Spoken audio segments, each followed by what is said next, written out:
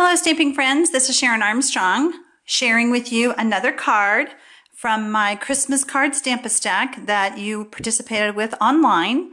My online card class, you receive a kit in the mail to prepare these cards. And I tell you what you need to complete the cards. This month you needed the Bright and Beautiful stamp set. This is the clear mount version. It is available in wood mount.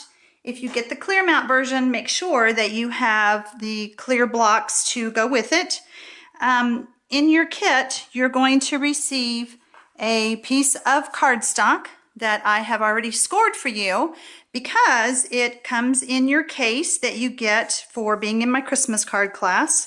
And then you'll get a piece of Whisper White paper, and then you will get 2 of the small stars. Whoops, hard to pick up.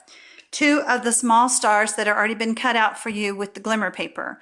I recommended that you get the framelits, the star framelits this month, but for those of you who did not, I just felt like it was easier if I went ahead and cut that out for you. All right, so you get a lot of fun things when you are in my club. So I want to introduce you to the star punch, okay? And I want to show you how to use it. Since I did not require you to have this as well, this piece of paper will come pre-punched, and I don't know if you can see it or not, but there is a little line inside of the punch. I'm going to line my piece of paper up with that line, and that is how I will do the first punch, okay? And then I'm going to move it down. And I know this may be hard to see, but you can see the star patterns on the paper punch. And so I'm going to line this up to where I can see the stars underneath, where they're the stars are in alignment. Okay, so then I'm going to punch again, and then I'm going to keep moving down until I get my entire piece punched.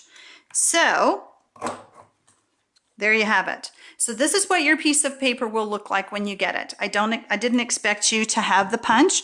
If you already have it, then hopefully this will give you an idea of what to do with that punch. Now, any ideas what to do with all this confetti? I've got to work on that. Okay, but I've been keeping it, so I'll figure out what to do with that next time. Okay, so we're going to do our stamping, and I am using Wishing You Bright and Beautiful Christmas. And I'm using the metallic ink pad. And I'm going to stamp over here in the corner. And lift straight up. And I recommended, as I've mentioned before on the other videos, that you have an embossing powder. You can use the clear or you can use the silver, but I highly recommend setting that ink because it does take a long time to dry.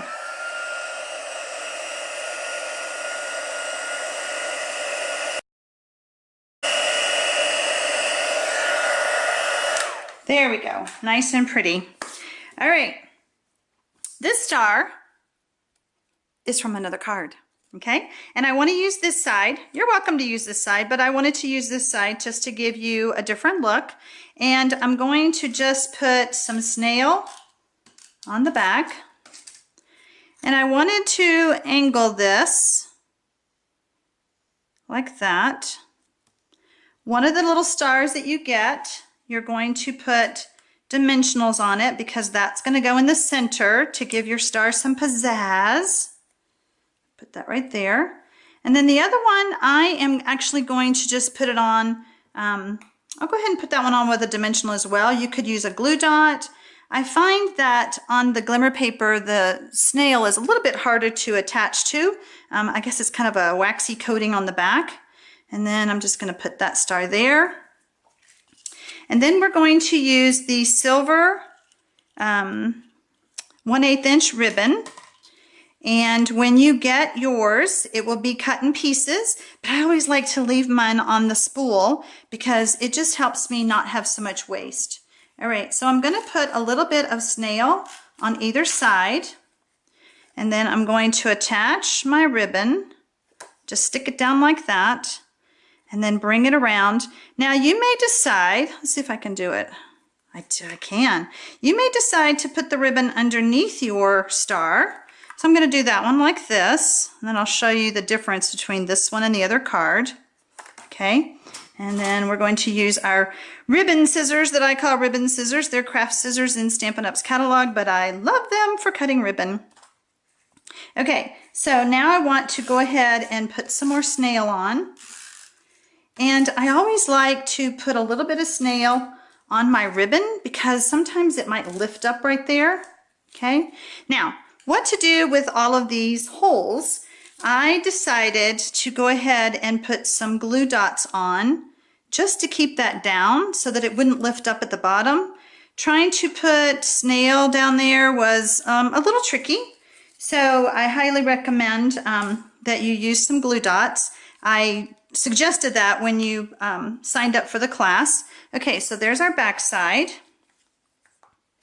And we're going to layer it on Pool Party. All of these dimensions and supplies will all be in your PDF that you get from me.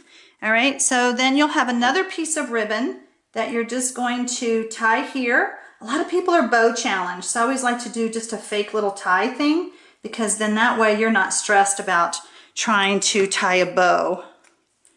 Okay, very pretty. Difference between this card and this one?